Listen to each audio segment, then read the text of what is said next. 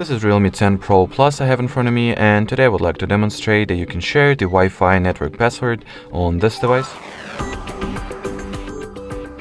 So to begin with, swipe downwards from the right part of the status bar, launch the control center, then expand it.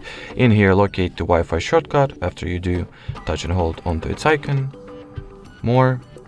Then choose what network you would like to share the password of in particular, then tap on it. At the following network details page, you'll get this little share field.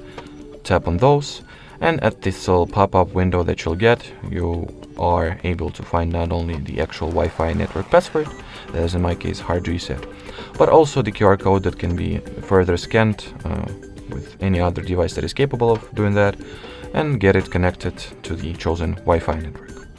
Alrighty, so that will be it for this video. Thanks for watching, thanks for your attention, and bye-bye.